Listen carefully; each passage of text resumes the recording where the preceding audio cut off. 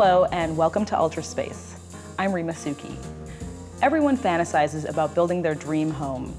Architect James Mohn and his partner Keith Recker took a completely raw space and turned it into this gorgeous Tribeca Loft.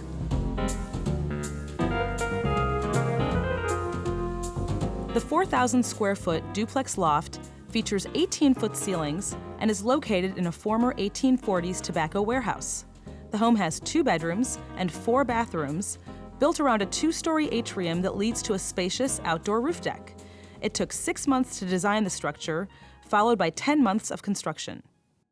I really want to know what the concept was behind this incredible space that we're standing in today. One of the things we wanted to create was a beautiful New York apartment that was filled with light. And initially, when we saw the property, one of the most compelling things about it was that it was an apartment that had windows on 3 sides. So we wanted to create a loft space that had sort of open, free-flowing, modern space, but we also wanted the apartment to have a certain feeling of intimacy as well. So as you walk through the apartment, you'll see that some of the rooms are very large and vast. Other rooms are actually much smaller. The bedrooms, for example, are of a much smaller scale. And that was done in an effort to basically sort of modulate this very, very large volume of space. When you walk into this apartment, the illusion is that what you see is all there is. And actually, it's just the tip of the iceberg. You turn a corner and there's this vast space that just opens up. And almost every corner that you turn here will have a surprise like that.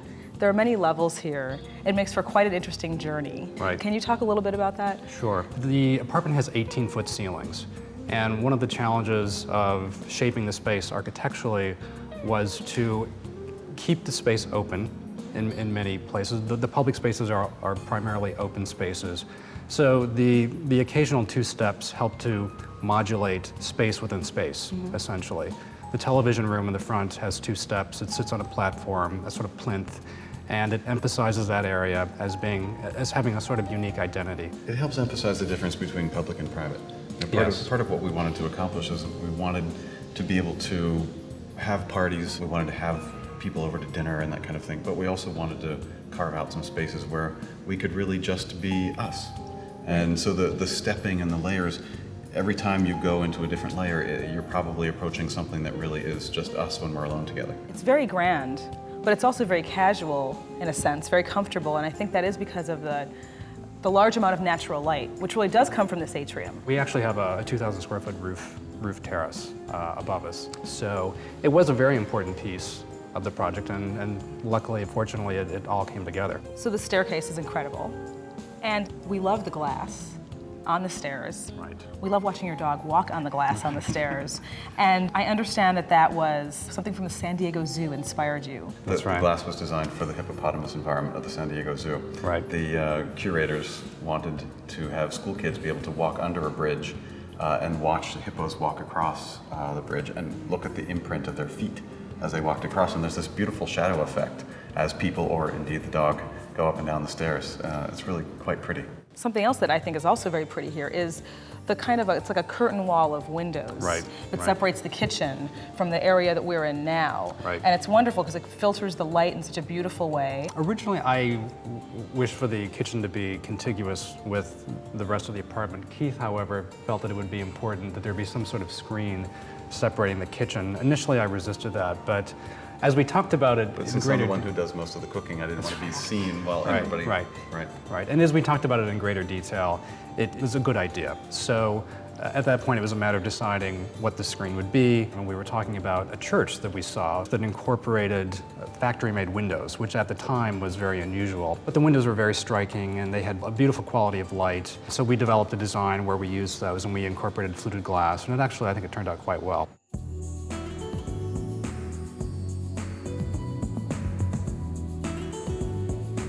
So Keith, you got a lot of pillows. Yes. I'm a textile fiend, and it is certainly one way to use the textiles that you end up falling in love with. So that's the best excuse I can offer. The pillows on the sofa are a combination of Jim Thompson, Dongia, and John Robshaw fabrics. And And in fact, on that particular sofa, they do serve a function. The sofa is very, very deep and it doesn't have arms. And the pillows are what you fall back on. And as a result, it's a very comfortable place to sit and have a conversation, have a cocktail.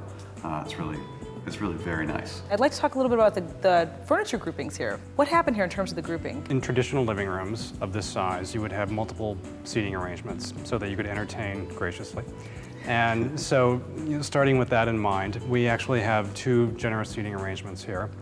The tables are a mixture mostly of mid-20th century pieces, Danish, Italian. And we also, of course, have this incredible wall of windows. There's a moment in the wintertime, the sun penetrates all the way through the apartment, Right. but only for about 10 days' time in the middle of the year. And in the summertime, it's really actually kind of a blessing. The sun does not come directly into the apartment through those windows. So we get ambient light, but we're never roasting. These guys have been incredible at mixing antique pieces, new pieces, industrial with very, very refined, yet it all works together in a way that is completely casual and it's very modern. So here we are in the library and TV room. Yes. I want to talk about the rug, and I understand it was quite an interesting process to design. The original inspiration came from a really terrific book that Keith found on Indian textiles. We essentially took the concept of just a platonic circle, repeated the circle for the field of the rug, and then used the same figure, the circle, to create a border. The rug is a really wonderful anchor for some great pieces of furniture. The Thomas O'Brien chair that I'm sitting in, very modern, and it's really mingling very nicely with some more ethnic pieces. I think we both feel like the loft is really one extended conversation between the two of us about shape and color and form and function and comfort and restraint and all those good things. And we have so much available to us. And it's really about embracing selectively and finding the right combinations. It's a very welcoming environment. It's very warm, but at the same time, it's clean and it's not cluttered. And it just makes for a very, very beautiful, harmonious space. So here we are in the bedroom. Yes. On a cloudy, rainy day in New York. Yes. And it is very nice and bright in here. Right. And primarily that's because we have a nice window on the west, and we also have this nice skylight that runs from one side of the room to the other. And it seems like the shape of your headboard Yes. mimics the shape of the opening. That's at right. The top. That's right. The headboard was made by a cabinet maker, and the headboard basically nests within the negative space of the curve.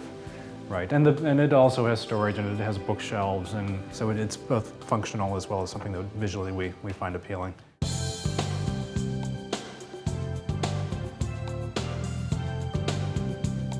So James, I hear there's a good story behind this beautiful vanity. What we wanted was basically something that was somewhat sculptural, that looked both modern and traditional at the same time. It has a very simple leg, and at the same time it's a little bit historically influenced by this sort of decorative, it's almost like a capital on a column, so to speak. It also has drawers. We couldn't find anything that had drawers. And that was one of the compelling reasons to make this thing, because we really couldn't find in the marketplace exactly what we wanted. Would you say that the cost justifies the design?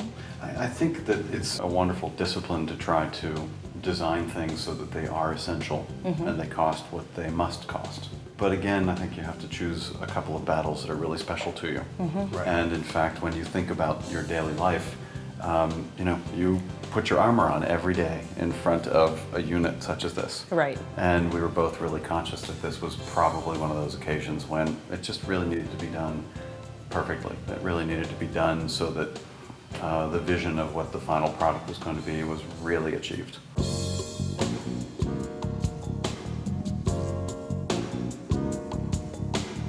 So from all of your experience, what are some of your tips for making a space successful? I think one of the most important things is that one find a way to create space which feels generous.